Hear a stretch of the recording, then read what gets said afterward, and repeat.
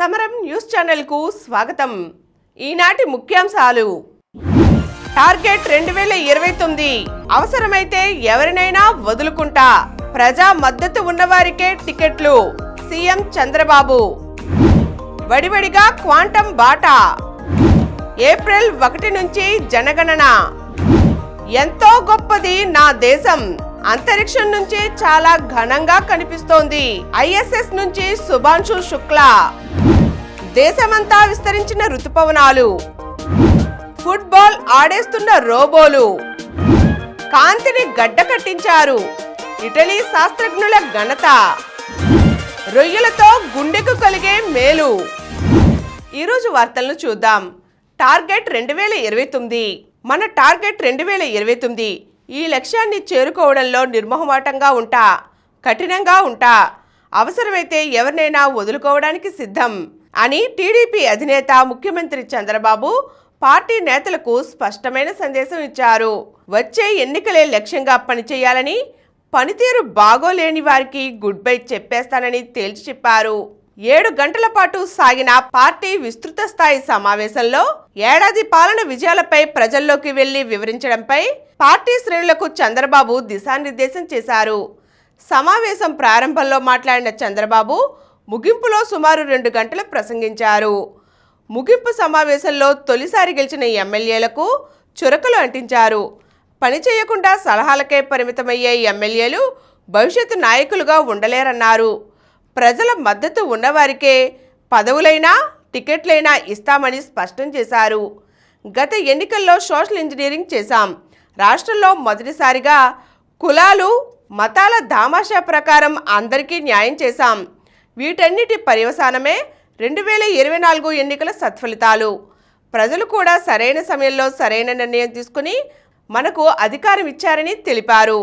కాగా తొలి అడుగు కార్యక్రమం కారణంగా ప్రభుత్వ సమీక్షల నుంచి మంత్రులకు వెసులుబాటు కల్పించారు. వడివడిగా క్వాంటం బాటా. జాతీయ స్థాయిలో ప్రప్రథమంగా రాష్ట్రంలో వచ్చే ఏడాది జనవరి నుండి మెరుపు వేగంతో కూడిన సాంకేతిక నైపుణ్యం క్వాంటం కంప్యూటింగ్ సేవలు అందుబాటులోకి రానున్నాయి. ఇప్పటిదాకా క్లాసిక్ కంప్యూటింగ్ సేవలు సాంప్రదాయ కంప్యూటర్ సిస్టమ్ ప్రోగ్రామింగ్ మొత్తం మ్యాథమెటిక్స్ పైనే ఆధారపడి ఉంటోంది. అందువల్ల సమస్యలను పరిష్కరించే మేధస్సు వేగం కొంతమేరకే పరిమితమవుతోంది. కానీ వర్తమాన కంప్యూటర్ సాంకేతిక పరిజ్ఞానంలో మ్యాథమెటిక్స్, ఫిజిక్స్, కెమిస్ట్రీ, బయాలజీల కలయికతో కూడిన క్వాంటం కంప్యూటింగ్ కాంతి వేగంతో పోటీ పడుతుంది. లక్షల మందిలో ఒకరిని లక్ష్యంగా చేసుకుని సమాచారం కోరితే క్షణాల్లో అందించే మేధ క్వాంటం కంప్యూటింగ్ ప్రత్యేకత. వచ్చే ఏడాది జనవరి నుంచి లక్షల మంది Amaravati quantum computing valley tech park నుంచి పనిచేసేందుకు ఆస్కారం ఉంది. ఈ వ్యాలీ రాష్ట్రానికే పరిమితం కాకుండా పలు రాష్ట్రాల ప్రాంతాలకు ప్రభుత్వ రంగ సంస్థలు వాడుకునే వీలు ఉంది. ఎంతో గొప్పది నా దేశం. ప్రధాని నరేంద్ర మోదీ శనివారం అంతర్జాతీయ అంతరిక్ష కేంద్రంలో ఉన్న గ్రూప్ కెప్టెన్ శుభాంశు శుక్లాతో వీడియో కాన్ఫరెన్స్లో మాట్లాడారు. 18 నిమిషాల పాటు సాగిన ఈ సంభాషణలో ఎలా ఉన్నారు, అక్కడి పరిస్థితులు ఎలా ఉన్నాయి, ఐఎస్ఎస్లోకి వెళ్ళగానే ఏమనిపించింది అని మోదీ శుక్లాను ప్రశ్నించారు. తాను క్షేమంగా ఉన్నానని, ఐఎస్ఎస్ నుంచి చూసినప్పుడు భారత్ ఎంతో గొప్పగా ఉందని, చాలా పెద్దగా కనిపించిందని శుక్లా అన్నారు. ఐఎస్ఎస్లోకి అడుగుపెట్టిన తొలి భారతీయుడిగా శుక్లా చరిత్ర సృష్టించారు. శుభాంశుతో పాటు మరో 3 వ్యోమగాములు ఈ నెల 25న అమెరికాలోని కెనడీ స్పేస్ సెంటర్ నుంచి స్పేస్ ఎక్స్ వ్యోమనౌకలో ఐఎస్ఎస్కు వెళ్లారు. శుక్లా బృందం అక్కడ 14 రోజుల పాటు ఉంటారు. వివిధ అంశాలపై పరిశోధనలు చేస్తారు. 1984లో రాకేష్ శర్మ తర్వాత అంతరిక్షయానం చేసిన రెండో భారత వ్యోమగామి శుక్లా. మోదీ శుక్లాల మధ్య సంభాషణ ఇలా జరిగింది. మోదీ, మీకు హృదయపూర్వక శుభాకాంక్షలు. మీరు మన జాతీయ పతాకాన్ని అంతరిక్షంలోకి తీసుకువెళ్ళిన క్షణం భారతీయులకు గర్వకారణం. ప్రతి భారతీయుడి ఉద్వేగం, అభిమానం, ఆశలకు ప్రతినిధిగా మీతో మాట్లాడుతున్నాను. శుక్లా, అంతరిక్షంలో భారత్కు ప్రాతినిధ్యం వహించడం గర్వంగా ఉంది. మీతో పాటు 140 కోట్ల మంది భారతీయుల శుభాకాంక్షలకు ధన్యవాదాలు. భూమి నుంచి అంతరిక్షానికి సాగిన 400 కిలోమీటర్ల ప్రయాణం నా ఒక్కడికే కాదు, యావత్ దేశానిది. నేను వ్యోమగామిని అవుతానని చిన్నప్పుడు ఎప్పుడూ అనుకోలేదు. మీ నాయకత్వంలో దేశం కలలు నెరవేరడానికి ఎన్నో అవకాశాలు లభిస్తున్నాయి అన్నారు. మరి ప్రధాని మోదీ మీరెలా ఉన్నారు, అక్కడి పరిస్థితులు ఎలా ఉన్నాయి అని అడగగా శుక్లా, నేను బాగున్నాను, నాకిదో కొత్త అనుభవం. ఐఎస్ఎస్లో గడిపేందుకు వీలుగా మేము ఏడాది పాటు శిక్షణ పొందాం. కానీ ఇక్కడికి వచ్చాక అంతా మారిపోయినట్లుంది. చిన్నపాటి విషయాలు కూడా పూర్తి భిన్నంగా ఉన్నాయి. ఇక్కడ నిద్రపోవడం ఒక సవాల్. ఈ వాతావరణానికి అలవాటు పడడానికి కొంత సమయం పడుతుంది అని సమాధానమిచ్చారు. మోదీ అక్కడ మీకు ఎలాంటి అనుభూతి కలుగుతోంది అని అడగగా భారత్ ఎంతో గొప్పగా, చాలా పెద్దగా కనిపించింది. నిజానికి మనం మ్యాప్లో చూసేదానికంటే చాలా చాలా పెద్దగా. ఇక మొదటిసారి బయట నుంచి భూమిని చూసినప్పుడు రాష్ట్రాలు, దేశాలు, ఏ సరిహద్దులు లేవనిపించింది. ఏకత్వ భావన కలిగింది. పైనుంచి చూసినప్పుడు భిన్నత్వంలోనే ఏకత్వం అనే ఆదర్శం ఎంత అర్థవంతమైనదో తెలిసింది. మోదీ, మీ ప్రయాణ విశేషాలు చెప్పండి. కాసేపటి క్రితం నేను కిటికీ నుంచి బయటకు చూస్తుంటే మేం హవాయి మీద నుంచి వెళుతున్నాం. రోజుకు 16 సార్లు సూర్యోదయాలు, సూర్యాస్తమయాలు చూస్తున్నాం. మన దేశం ఎంతో వేగంగా ముందుకు వెళుతోంది. మోదీ, మీతో ఏ భారతీయ వంటకాలను తీసుకువెళ్లారు? ఇతర దేశాలకు చెందిన తోటి వ్యామగాములకు రుచి చూపించారా? మన గాజర్ కా హల్వా, మూంగ్ కా దాల్ హల్వా, మామిడి పళ్ళ రసం తీసుకువచ్చాను. అందరం కలిసి తిన్నాం. వాళ్ళకెంతో నచ్చాయని శుక్లా సమాధానమిచ్చారు. మోదీ, ఇవాళ మీరు మన మాతృభూమికి దూరంగా ఉండవచ్చు, కానీ భారతీయుల హృదయాలకు చాలా దగ్గరగా ఉన్నారు. మీ పేరులో శుభ ఉంది. మీ యాత్ర కొత్త శకానికి శుభారంభం. భారత్ చేపట్టే మానవ సహిత యాత్ర గగన్యానికిది తొలి అడుగు. మీ తోటి వ్యోమగాములకు కూడా శుభాకాంక్షలని ఆయన అందరికీ శుభాకాంక్షలు తెలియజేయగా శుక్లా దానికి మోదీకి మీ ప్రేమాభిమానాలకు ధన్యవాదాలు అని తెలియజేశారు. దేశమంతా విస్తరించిన రుతుపవనాలు. పశ్చిమ బెంగాల్, బంగ్లాదేశ్ను ఆనుకుని ఉన్న వాయువ్య బంగాళాఖాతంలో ఆదివారం అల్పపీడనం ఏర్పడింది. అది రానున్న 2 రోజుల్లో ఉత్తర ఒడిశా, జార్ఖండ్ దిశగా పయనించనుంది. గుజరాత్లోని కచ్ పరిసరాల్లో ఏర్పడిన మరో అల్పపీడనం బలహీనపడినప్పటికీ రాజస్థాన్లో ఉపరితల ఆవర్తనం ఆవరించింది.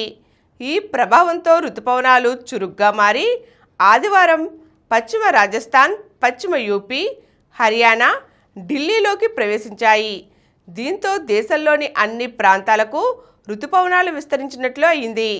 నైరుతి సీజన్లో జూన్ 29 వరకు ఆంధ్రప్రదేశ్, తెలంగాణ, విదర్భ, మధ్య మహారాష్ట్ర, ఛత్తీస్గఢ్, బీహార్, అసోం, మరికొన్ని ఈశాన్య రాష్ట్రాల్లో సాధారణం కంటే తక్కువ వర్షపాతం నమోదవడంతో వర్షాభావ పరిస్థితులు నెలకొన్నాయి.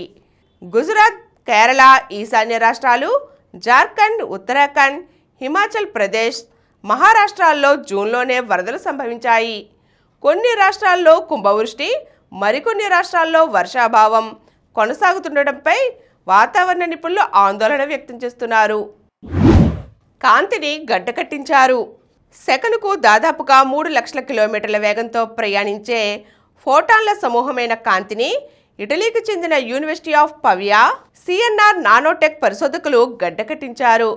ఒక నిర్దిష్టమైన పద్ధతిలో ఏర్పాటు చేసిన అత్యంత శీతలమైన వాతావరణంలోకి వీటిని పంపడం ద్వారా దాన్ని ఒక సూపర్ సాలిడ్లా మార్చగలిగారు. మామూలు సాలిడ్స్ వాటంతటవి కదలవు, కానీ సూపర్ సాలిడ్స్ అలా కాదు. వాటిలోని కణాల ఆధారంగా తమ నిర్మాణంలో ఏ మార్పు లేకుండా అవి తమ దిశను, సాంద్రతను మార్చుకోగలవు. ఇలా కాంతిని నియంత్రించగలిగే టెక్నాలజీ అందుబాటులోకి వస్తే కాంతితో అతి తక్కువ విద్యుత్తో పనిచేసే కంప్యూటర్లను అభివృద్ధి చేయవచ్చు.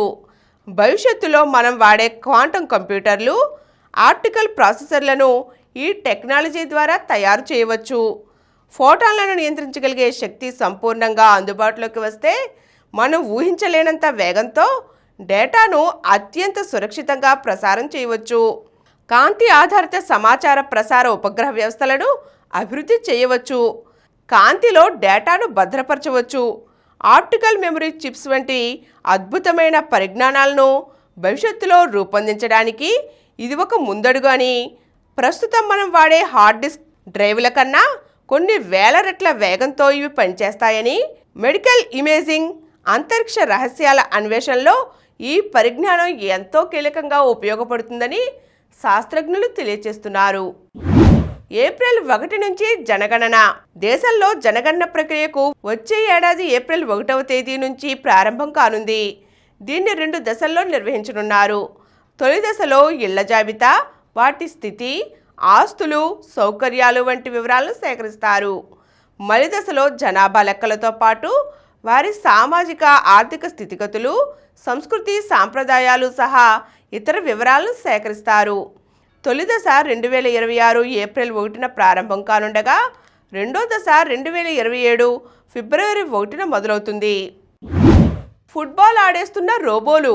ఇంతకాలం రోబోలు ఇంట్లో పనులు చేయడం లేదా రెస్టారెంట్లలో వంటకాలు సర్వ్ చేయడం చూసాం.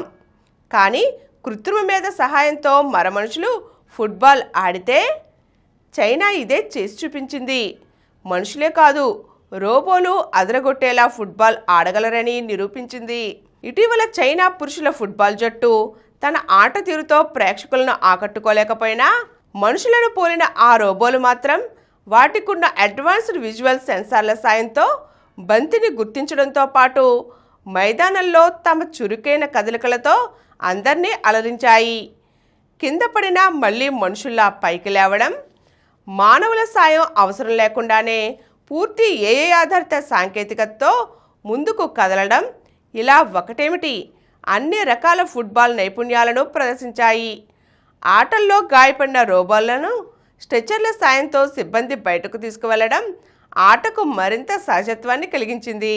త్వరలో జరిగే ప్రపంచ హ్యూమనాయిడ్ రోబోట్ పోటీలకు ప్రివ్యూగా శనివారం చైనా రాజధాని బీజింగ్లో ఈ పోటీలు జరిగాయి. అన్ని నియోజకవర్గాల్లో మల్టీ స్పెషాలిటీ ఆసుపత్రులు. సామాన్యులకు నాణ్యమైన వైద్యాన్ని అందుబాటులోకి తీసుకురావడానికి రాష్ట్రంలోని 175 అసెంబ్లీ నియోజకవర్గాల్లోనూ 100 నుంచి 300 పడకల స్థాయి మల్టీ స్పెషాలిటీ ఆసుపత్రులు నిర్మించబోతున్నట్లుగా ఆంధ్రప్రదేశ్ వైద్య ఆరోగ్య శాఖ మంత్రి సత్యకుమార్ తెలిపారు. గిరిజన ప్రాంతాల్లో 100 పడకల మల్టీ స్పెషాలిటీ ఆసుపత్రులు నిర్మించనున్నట్లు పేర్కొన్నారు. ఈ రంగంలో మౌలిక వసతుల కల్పనకు 4 సూత్రాల విధానాన్ని అనుసరిస్తున్నాం. ఏడాదిలోనే కింది నుంచి పై స్థాయి వరకు 2500 ఉద్యోగ ఖాళీలను భర్తీ చేశాం. కేంద్ర ప్రభుత్వం 24 క్రిటికల్ కేర్ బెడ్స్ మంజూరు చేస్తే వాటికి రాష్ట్ర వాటా ఇవ్వకుండా 5 ఏళ్లుగా గత ప్రభుత్వం 5 ఏళ్లుగా వదిలేసింది. కూటమి ప్రభుత్వం రాగానే రాష్ట్ర వాటా కింద 62 కోట్లు ఇచ్చి ఈ క్రిటికల్ కేర్ బెడ్స్ను అందుబాటులోకి తేవడానికి ముఖ్యమంత్రి చర్యలు తీసుకున్నారని పేర్కొన్నారు. హెచ్పివి వ్యాక్సిన్పై అవగాహన అందరికీ అవసరం. భారతదేశంలో అత్యధికంగా మహిళల్లో కలిగే క్యాన్సర్లలో రెండవది గర్భాశయ ముఖద్వార క్యాన్సర్. ప్రతి సంవత్సరం మన దేశంలో 75,000 మంది మహిళలు ఈ వ్యాధికి గురై మరణిస్తున్నారు. చిన్న వయసులోనే హెచ్పివి వ్యాక్సిన్ తీసుకుంటే గర్భాశయ ముఖద్వార క్యాన్సర్తో పాటు మరికొన్ని ఇతర క్యాన్సర్ల నుండి కూడా రక్షణ పొందవచ్చునని ప్రముఖ స్త్రీల వైద్య నిపుణులు డాక్టర్ కె ప్రభాదేవి పేర్కొన్నారు. వాసవ్య నర్సింగ్ హోంలో డాక్టర్ సమరం అధ్యక్షతన శనివారం జరిగిన ఆరోగ్య సదస్సులో ఆమె ముఖ్య అతిథిగా పాల్గొని ప్రసంగించారు. ఆమె మాట్లాడుతూ ప్రపంచవ్యాప్తంగా ఏటా 5 లక్షల మంది ఈ వ్యాధికి గురవుతుండగా భారతదేశంలో రోజుకి 200 మంది, గంటకు 8 మంది, ప్రతి 7 నిమిషాలకి ఒక మహిళ మరణిస్తున్నారన్నారు. 9 నుండి 14 సంవత్సరాల మధ్య వయసు గల బాలికలు ప్రతి ఒక్కరికి తప్పకుండా హెచ్పివి వ్యాక్సిన్ చేయించాలన్నారు. ఈ వ్యాక్సిన్ ఒకటి వేసిన సరిగ్గా నెలకి మరొకటి వేయాలన్నారు. ఆ రకంగా 9 నుండి 14 సంవత్సరాల వారికి 2 వ్యాక్సిన్లు సరిపోగా 15 సంవత్సరాల నుంచి 26 సంవత్సరాల వయసు గల ఆడవారికి మొదటి వ్యాక్సిన్ వేసిన నెలకి మరొకటి, తిరిగి 6 నెలలకి మరొకటి, మొత్తం 3 వ్యాక్సిన్లు చేయించాలన్నారు. మగపిల్లలకి కూడా పై విధంగానే వయసుల వారీగా ఈ వ్యాక్సిన్ వేయించినట్లయితే వాళ్లలో కూడా పురుషాంగ క్యాన్సర్ రాకుండా నివారించవచ్చునన్నారు. ఈ వ్యాక్సిన్ వల్ల ఎటువంటి దుష్ఫలితాలు ఉండవన్నారు. 9 నుంచి 14 మధ్య వయసు గల బాలబాలికలకు వ్యాక్సిన్ వేయడం వల్ల అత్యధిక ఫలితం ఉంటుందన్నారు. ఈ వయసులో వ్యాక్సిన్ వేయడం వల్ల స్త్రీలలో 100కి 100 మందికి క్యాన్సర్ నిరోధింపబడుతుందన్నారు. హెచ్ఐవికి గురైన పిల్లలకి 2 కాకుండా 3 మోతాదులు వేయాలన్నారు. స్త్రీలలో సర్వైకల్ క్యాన్సర్ 99% హెచ్పివి వైరస్ వల్లనే కలుగుతుంది కనుక ఈ వ్యాక్సిన్ ప్రతిభావంతంగా క్యాన్సర్ని నిరోధిస్తుందని అందరూ తెలుసుకోవాలన్నారు. ప్రతి ఒక్కరికి హెచ్పివి వ్యాక్సిన్ గురించి అవగాహన అవసరమన్నారు. రొయ్యలతో గుండె ఆరోగ్యానికి కలిగే మేలు. తక్కువ క్యాలరీలతో ఎక్కువ పోషకాలను అందించే ఆహారాల్లో రొయ్యలు ఒకటి. 100 గ్రాముల రొయ్యల్లో క్యాలరీలు 100 కన్నా తక్కువే. పైగా 20 గ్రాముల ప్రోటీన్ కూడా లభిస్తుంది.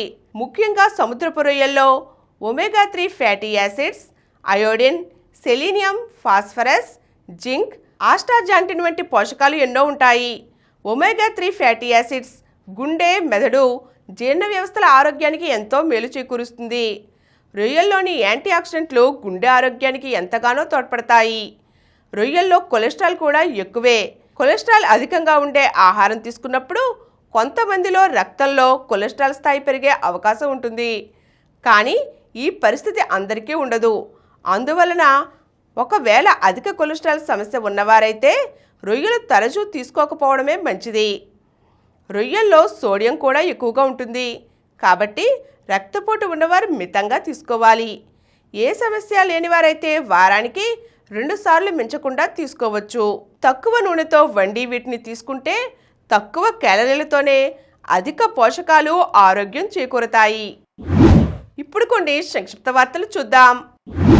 స్వేచ్ఛ హత్య కేసులో పూర్ణచందర్ అరెస్టు.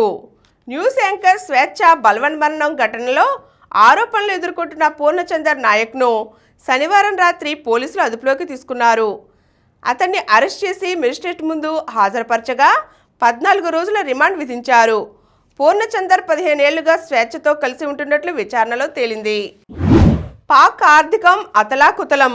నౌకలపై భారత్ నిషేధం విధించడంతో తీవ్ర నష్టం. ఎగుమతులు దిగుమతుల్లో 50 రోజుల జాప్యం వెల్లడించిన డాన్ కథనం. 2 వీలర్లకు 2 హెల్మెట్లు తప్పనిసరి. కొనుగోలు సమయంలోనే వాటిని వాహన తయారీదారులు అందించాలి. కేంద్ర ప్రభుత్వం ప్రతిపాదన. డిశ్చార్జికి ముందే బర్త్ సర్టిఫికేట్ మంజూరు చేయాలని రాష్ట్రాలకు రిజిస్ట్రార్ జనరల్ ఆఫ్ ఇండియా నిర్దేశం. తొలి డిజిటల్ హైవేగా Dwarka expressway. Delhi to Gurugram హైవేపై ఏఐతో అడ్వాన్స్డ్ ట్రాఫిక్ మేనేజ్మెంట్ వ్యవస్థను ఏర్పాటు చేస్తున్నారు. 95 కోట్ల మందికి సంక్షేమం. దేశ జనాభాలో 64% మందికి సంక్షేమ పథకాలతో లబ్ధి. మన్ కీ బాత్లో ప్రధాని మోదీ. మన మహిళలకు రెండో విజయం. ఏఎఫ్సి మహిళల ఆసియా కప్ ఫుట్బాల్ క్వాలిఫైయింగ్ టోర్నీలో భారత సీనియర్ జట్టు జోరు కొనసాగిస్తోంది. ఆదివారం జరిగిన మ్యాచ్లో భారత మహిళలు 4-0తో తైమూర్ లిసెతో జట్టును చిత్తు చేశారు. సెమీస్లో నిఖత్.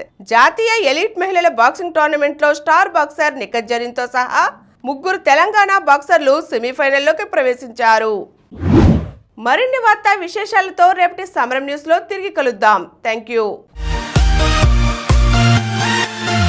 ప్రతిరోజు వార్తా విశేషాల కోసం అనతి కాలంలోనే 20 కోట్లకు పైగా వ్యూస్ సాధించిన సమరం ఛానల్ సమర్పించు సమరం న్యూస్ ఛానల్కు సబ్స్క్రైబ్ చేయండి, లైక్ చేయండి, మీ ఫ్రెండ్స్కి షేర్ చేయండి. అలాగే ప్రక్కనున్న గంట సింబల్ని ప్రెస్ చేయడం మర్చిపోకండి.